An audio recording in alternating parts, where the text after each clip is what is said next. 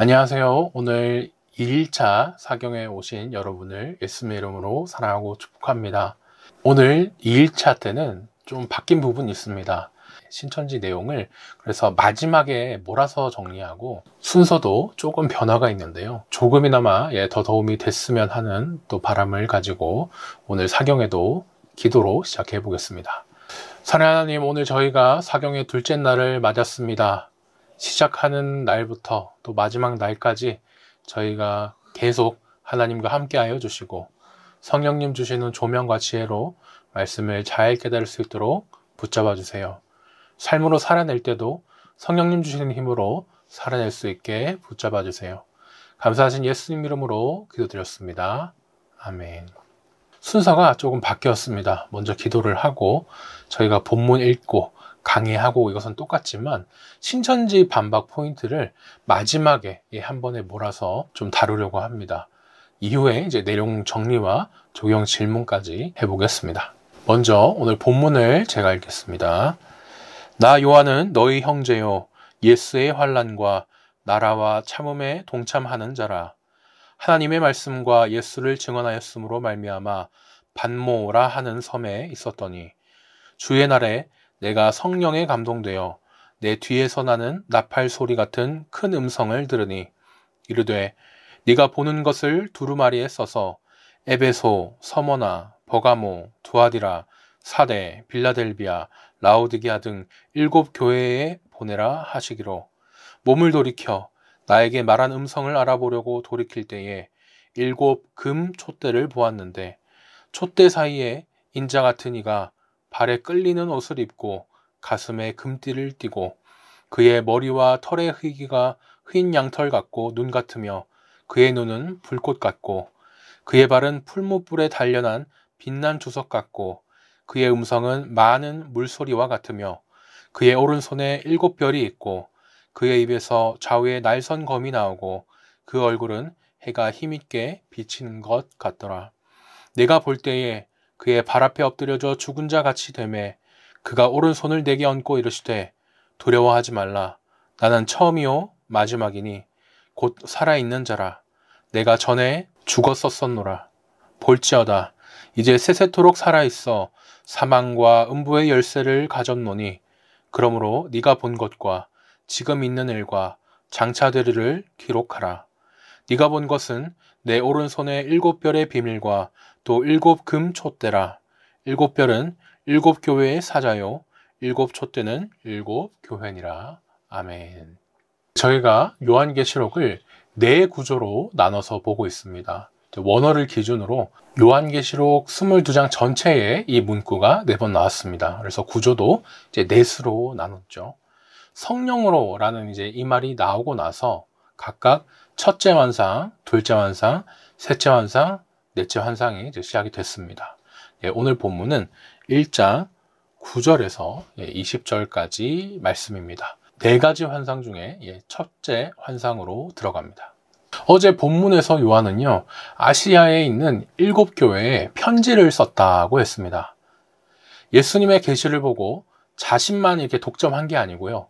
너희를 핍박하는 저 나쁜 세력들 금방 가서 심판해 줄 테니까 조금만 더 참고 버티거라, 이렇게 자신이 받은 위로와 격려를 많은 사람들과 나누려고 한 겁니다. 그러기 위해서 이제 요한계시록이 기록이 됐는데 예수님의 계시를 구약의 묵시로 초대교회 성도들에게 편지한 성경이 요한계시록이었습니다. 제가 편지라고 이제 말씀을 드렸는데요. 많은 분들께서 7 교회 에베소, 서버나, 버가모, 두아디라, 사데, 빌라델비아, 라오디게아 이 7 교회가 나오는 2, 3장 이것만 편지라고 생각합니다. 그런데 아니에요. 요한은요 1장부터 22장까지 이 전체를 예배 때 읽고 듣고 지키면서 복받으라고 편지로 보냈습니다. 그 말은 저희가 신약의 서신서를 볼 때랑 똑같이 계시록을 볼 때도 누가 누구에게 보냈고 당시의 상황을 어쩌했는지 잘 살피는데 그것을 모든 본문에 해당해서 그렇게 봐야 된다는 것입니다. 이제 오늘 9절 말씀부터 보겠습니다. 요한은요 편지를 보내면서 지금 편지를 받아 읽을 성도들에게 자신을 이제 이렇게 소개하고 있습니다. 저는 여러분의 형제입니다. 저도 여러분처럼 예수님 믿는 이유 하나 때문에 환난을 받고 있습니다. 저도 하나님 나라에 들어갈 사람인데 우리가 같이 이 힘든 세상을 참고 버티며 이렇게 있네요. 저는 하나님 말씀과 예수님을 증언하다가 반모섬에 갇혀 있어요 라면서 이렇게 자기 상황에 대해서 설명을 합니다. 초대교회 성도들은요, 예배 때 다 같이 모여가지고 이제 이 말씀을 듣고 있습니다. 한 사람이 대표로 읽고 있고, 다른 이제 여러 사람들은 이제 듣고 있어요.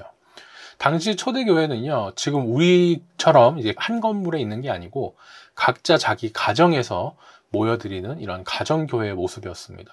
어땠는지 저희가 한번 상상해 볼 수 있겠는데요. 주일이 돼서 예배 드리기 위해 모였지만, 잘못하다 걸리면 안 되는데 막 불안해합니다. 그러면서 몰래 예배를 드려요. 핍박이 정말 심할 때는 저번 주만 해도 같이 예배 드렸던 성도가 이번 주에 와보니까 순교했다더라.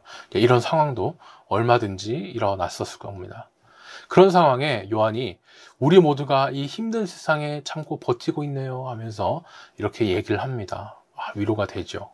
어떤 분들은요, 목사님 순교한 사람도 있는데 반모섬에 갇혀있는 그 정도로 위로를 받을까요? 생각하실지도 모르겠습니다. 그런데요, 계시록을 쓸 때 요한의 나이가 아무리 젊다 해도 80대로 보고 최대 90대 중반까지 이렇게 봅니다. 지금도 그 정도 나이가 놀라운 나이지만 2000년 전 기준으로는 이제 더 많은 나이겠죠. 더 젊은 사람이었다면 로마가 아예 사형을 시켰을 텐데 나이가 있다 보니까 사실상 유배로 거기서 네 생을 그냥 마감해라 이러면서 형벌을 받습니다. 요한에게는요, 이것도 당연히 정말 큰 환난입니다. 성도들은 그 나이도 많은 양반이 생각하면서 말씀을 듣고 요한의 속에 위로 받았겠죠. 그런데 하나님의 뜻이요 참 오묘한 것이 그렇게 갇혀있는 반모섬에서 하나님이 요한에게 계시록을 쓰게 하셨습니다. 이제 10절부터는요, 요한이 계시를 본 상황에 대해서 말을 합니다. 주의 날에 요한이 성령으로 뒤에서 나는 큰 음성을 듣습니다.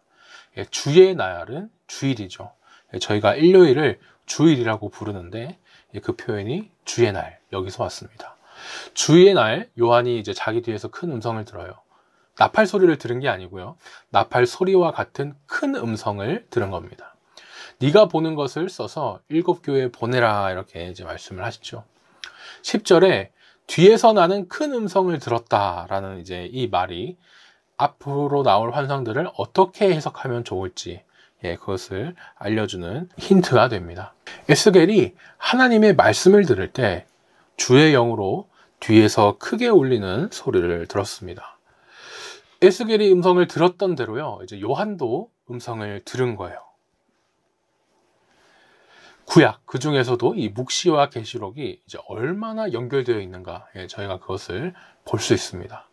또 하나님은요, 요한에게 네가 보는 것을 두루마리에 써서 기록해라 라고 이렇게 하셨는데, 예레미야에게도 하나님이 이렇게 말씀을 하셨습니다.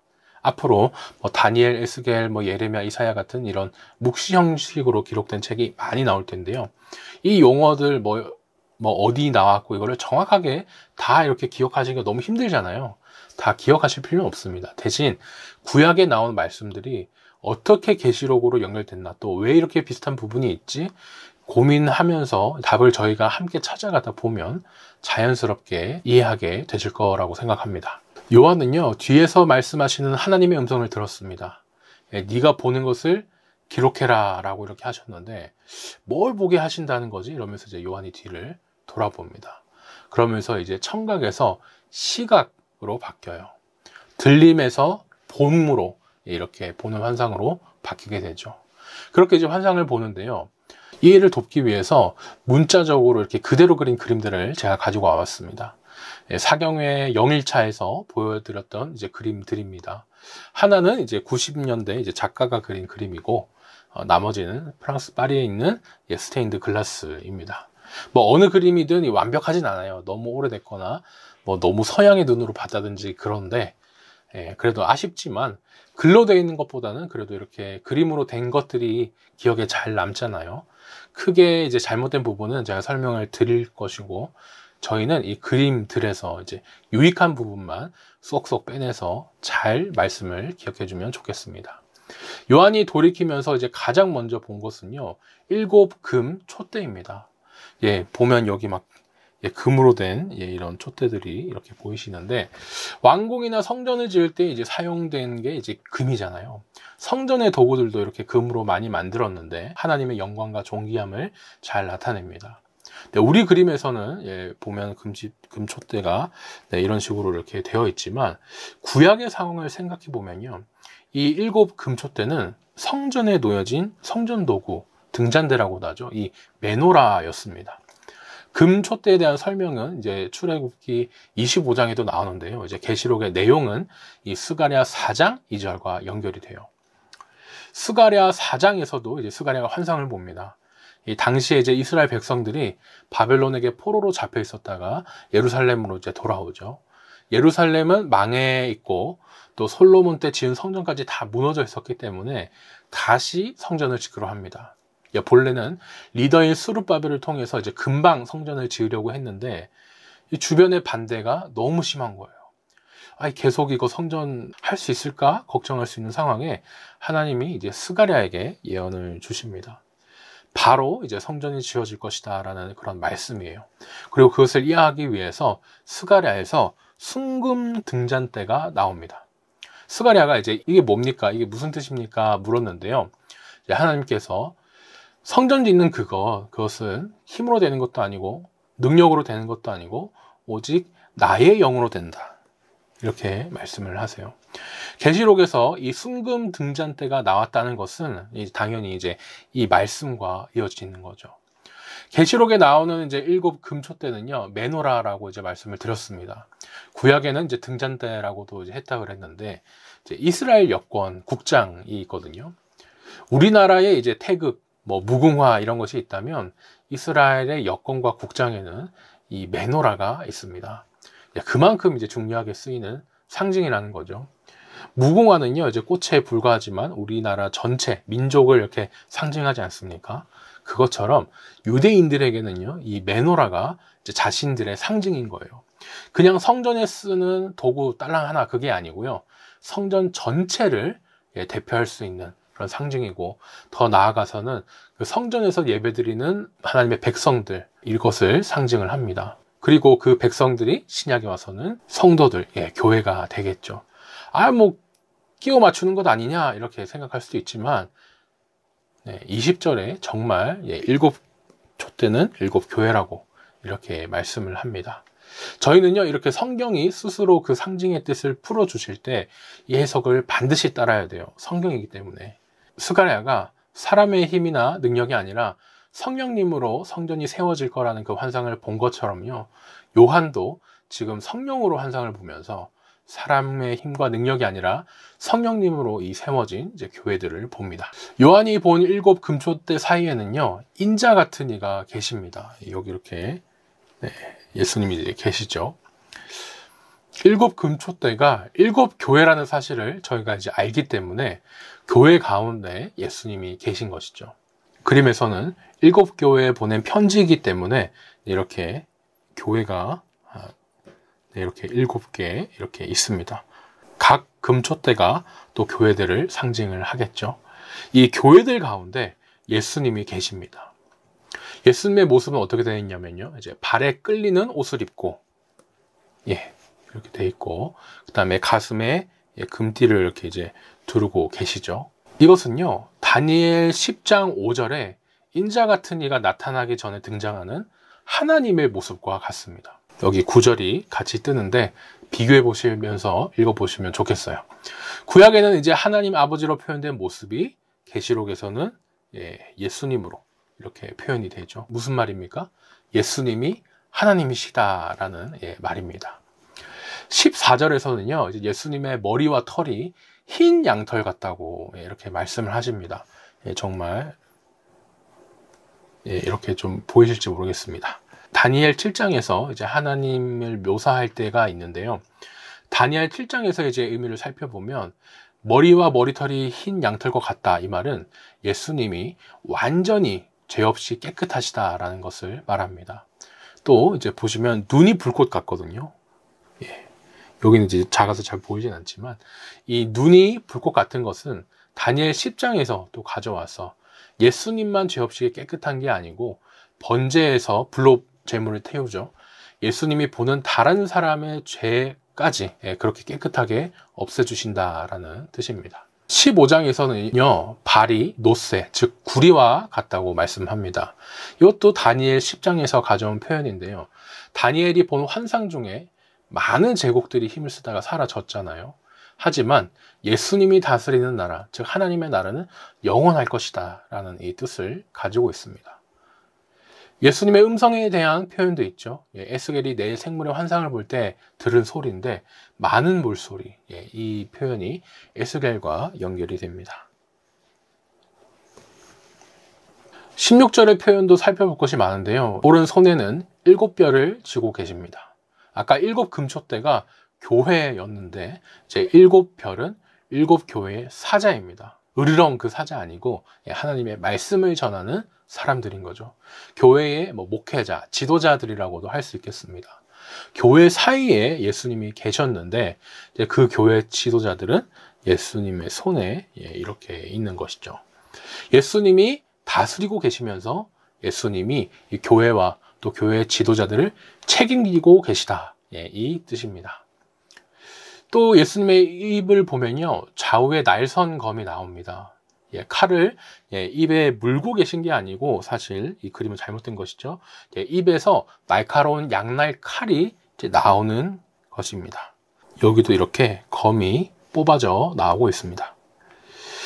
이사야 49장에는요, 하나님께서 하나님 말씀을 전하는 자신 이사야를 자기 입을 날카로운 칼로 만들었다고 합니다. 히브리서 그 4장 말씀은 좌우의 날선은 어떤 검보다 예리하다, 이 말씀도 생각이 나실 텐데요. 왜 양날이냐? 성도에게는 구원을, 또 악인에게는 심판을 주시기 때문에 이 양날을 가진 칼로 말씀합니다. 또 예수님의 얼굴이 해가 힘있게 비치는 것 같죠.